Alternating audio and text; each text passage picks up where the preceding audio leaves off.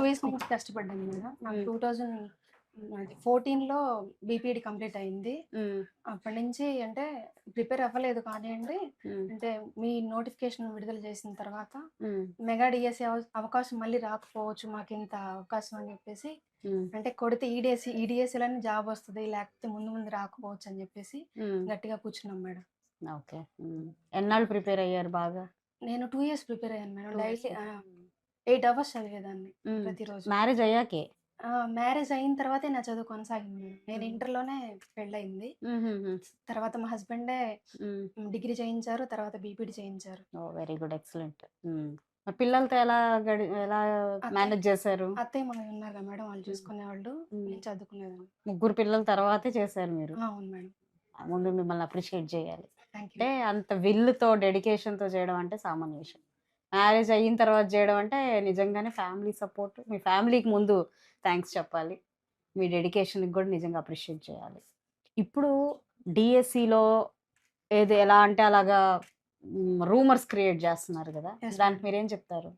అది వాళ్ళు కావాలని చేయడమే మేడం. హ్మ్. నేనే కాదు, అంటే నా తోటి డీఎస్సీ రాసిన వాళ్ళందరూ గూడా హ్మ్. చాలా కష్టపడ్డారు. హ్మ్. అంటే వాళ్ళున్న సిట్యుయేషను హ్మ్. అంటే ప్రతి ఒక్క అంటే కష్టపడితేనే గదా ఫలితం అనేది వస్తది. అవును. అలాగే ఎన్నో గంటలు హ్మ్. నిద్ర లేని రాత్రులు తినకుండా చాలా కష్టపడి చదివినోళ్ళు చాలా మందున్నారు మీ మేడం. ఫ్రెండ్స్‌కి ఎవరైనా వచ్చిందండి? మీతో పాటు చదువుకున్న వాళ్ళు, నేను కోచింగ్ తీసుకున్న ఇంట్లోనే వాళ్ళు?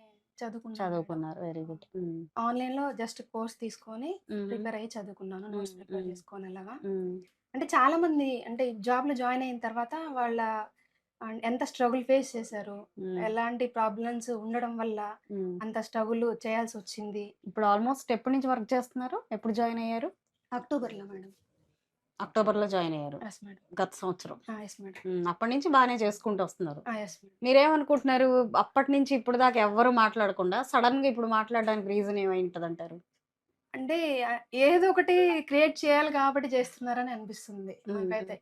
అంటే డీఎస్సీలో ప్రిపేర్ అయిన ప్రతి ఒక్కళ్ళు గూడా హ్మ్. చాలా కష్టపడ్డారు. హ్మ్. వాళ్ళకున్న అంటే ఏదో ఒక ప్రాబ్లమ్ ఉంటది. మీలాగా మ్యారేజ్ అయ్యి చదివినోళ్ళు ఎవరైనా ఉన్నారా? చాలా మందున్నారు. హ్మ్. మ్యారేజ్ అయ్యి చదివిన వాళ్ళు గూడా. ఎందుకంటే హ్మ్. వాళ్ళ గోల్ ఏంటంటే డీఎస్సీలో జాబ్ కొట్టాలి. ఇప్పుడు కొట్టకపోతే ఫ్యూచర్‌లో మనం జాబ్ కొడతామన్న ఆశ గూడా చాలా మందికి లేదు. హ్మ్. నిజానికి నాకైతే లేదు. హ్మ్.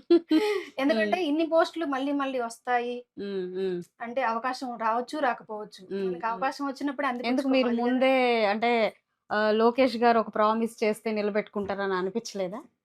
అనిపిచ్చింది మేడం. హ్మ్. అంటే పాస్ట్ గవర్నమెంట్ చూసి భయమేసిందా? అహా! అంటే పోస్టులు ఆ! అప్పుడు తక్కువిచ్చుండే గదా! హ్మ్. అసలు అన్ని వస్తాయా? లేవా? హ్మ్. అంటే ఉంటది గదా మేడం జనరల్‌గా. అవును. అవును. అవును. అలా జరిగింది. సో, మీకు ఇది జరిగిన విధానం ఎలా అనిపిచ్చింది? మొత్తం నోటిఫికేషన్ దగ్గర నుంచి రిజల్ట్ దాకా గూడా ఎలాగ చేశారనిపిచ్చింది? ఎక్కడైనా ఏమోలే ఎవరికైనా ఫేవర్ చేసి ఉండొచ్చేమో అనిపిచ్చిందా? మాకసలు ఎక్కడ అనిపించలేదు మేడం. హ్మ్. ఎవరికీ ఫేవర్ చేసినట్టు అనిపించలా. ఈ డీఎస్సీ మాత్రం చాలా పారదర్శకంగా జరిగింది. నిర్వహించబడింది. హ్మ్. హ్మ్. పక్కాగా చెప్తా మరి నేనైతే మీరు మాత్రం. అంటే వీళ్ళిలాగ బురద జల్లుతున్నారు. మీరేమో మన కర్నూల్‌లో చూస్తేనేమో పెద్ద ఫార్మ్ అయ్యి అందరూ వచ్చి బురుజెక్కి మరీ మాకు ఇలా చెయ్యొద్దు అని చెప్పి ఫైట్ చేస్తున్నారు. మీరేం స్టాండ్ తీసుకుంటారు రేపు? మా కోసం జాబ్స్ ఇచ్చిన ఈ గవర్నమెంట్‌కి మేము స్టాండ్ తీసుకొని నిలబడతాం మేడం. Very good. మీరింక గవర్నమెంట్‌కి ఏం చెప్పదలుచుకున్నారు? డీఎస్సీ, మెగా డీఎస్సీ మీద? ఈ మెగా డీఎస్సీ మొత్తం పారదర్శకంగానే జరిగింది మేడం. ఎలాంటి అవకతవకలేం జరగలేదు. జాబ్ సంపాదించాలని కష్టపడి చదివారు. ఆడపిల్లగా మీకు ఈ జాబ్ ఎంత ఇంపార్టెంట్?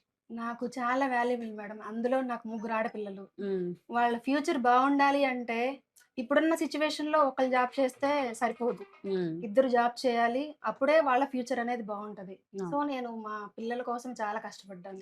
ఒక్క క్షణం ఇప్పుడు 1 ఇయర్ ఒక 2, 3 ఇయర్స్ నుంచి బాగా చదివామంటున్నారు. Yes madam. 1 ఇయర్ నుంచి వర్క్ చేస్తున్నారు. Yes madam. ఇప్పుడు సడెన్‌గా ఇలాంటి రూమర్స్ వల్ల గావచ్చు, అవతల వాళ్ళు వాళ్ళ సొంత లాభం కోసం చేస్తున్న ఈ ప్రయత్నాలు గావచ్చు, నిజంగా ఏదన్నా ఆగితే మీ పరిస్థితేంటి?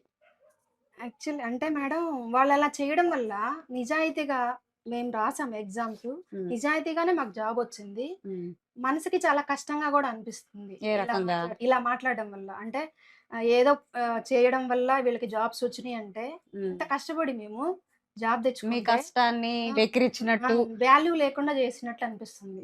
మీకు విలువ ఇది కరెక్ట్ ఇయ్యకుండా. కాదు కదా! అవును. అవును. అవును. ఏదైనా ఉంటే నిజాయితీగా మీరు తీసుకొచ్చి చూపించండి. అంతేగాని డీఎస్సీ మొత్తం మెగా డీఎస్సీ దగ డీఎస్సీ అని మాట్లాడటం ఎంతవరకు కరెక్ట్ అంటారు? కాదు కదా! ఇప్పుడు రిజర్వేషన్‌లో ఏదో అవకతవకలు జరిగాయి. స్పోర్ట్స్ కోటాలో ఏదో అవకతవకలు జరిగాయి. ఇలాంటియన్నీ మాట్లాడుతున్నారు గదా! నేను రిజర్వేషన్ క్యాండిడేటే మేడం.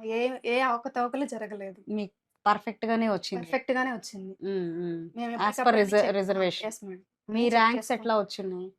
నాది 345 మేడం ర్యాంకు. మీ ర్యాంక్ 345. Yes okay. మేడం. హుహు. నేను ఫిజికల్ ఎడ్యుకేషన్ అనమాట. హుహు. School assistant physical education. హ్మ్. మాలో ఎస్టీల్లో 3 పోస్టులుండే. హ్మ్. గుంటూరు డిస్ట్రిక్ట్ వచ్చి. హ్మ్. నేను రెండో అమ్మాయిననమాట మేడం. ఓహ్! ఎంతమంది పోటీలో మీరొచ్చారు? పోటీ ఆల్‌మోస్ట్ మీకు ఐడియా ఉందా? No madam. ముగ్గురిలో మీకు ఆ! ఇక్కడొచ్చింది. ముగ్గురికే వచ్చిందా? ముగ్గురికి వచ్చింది. అంటే హ్మ్. నేను రెండో అమ్మాయిని. అంటే సెకండ్ పోస్ట్. అచ్చా! ఈ కేటగిరీలో మీరు సెకండ్ సెకండ్. Post madam. అచ్చా! అచ్చా! ఎంతమంది అప్లై చేసుంటారు ఈ ఫిజికల్ ఫిట్‌నెస్‌లో ఉన్నవాళ్ళు? No madam. ఐడియా లేదు. ఓకే. నేనంతా నా కాన్సంట్రేషన్ అంతా స్టడీ మీదే ఉంచాను. ఇవన్నీ నేను ఆ టైంలో చాలా వస్తా ఉండే గదా! అసలు ఇన్ని చాలా చేసి ఇంత కూడా గందరగోళం గూడా మీకేం తెలీదు. అసలేమి నేను పట్టించుకోలేదు. నేను హ్మ్. ఆ రూమ్‌లో కూర్చొని చదువుకుంటా ఉండేదాన్ని అంతే. Very good. హ్మ్. ముందుగా మీకు చాలా థాంక్స్ అండి. ఎందుకంటే వుమెన్ చదువుకోవడం అదే పెద్ద విషయం. మ్యారేజ్ అయిన తర్వాత మీరు చదివించడం, అది మళ్ళీ ఇలాంటి కాంపిటీటివ్ ఎగ్జామ్స్‌కి మీరు నిలబడి ఉండడం నిజంగా చాలా అప్రిషియబుల్. అంటే మీకు ఆ వాల్యూ తెలుసు కాబట్టి మీరు బహుశా అంత ఇచ్చుంటారు. హ్మ్.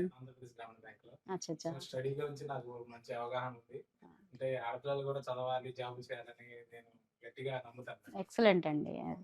అంటే గవర్నమెంట్ జాబ్ రావడం అనేది అది చాలా మంది కల. Yes ma'am.